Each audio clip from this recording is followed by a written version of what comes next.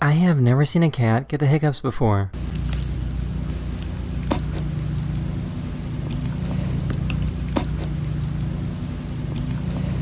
So why does this keep happening to the rose in China?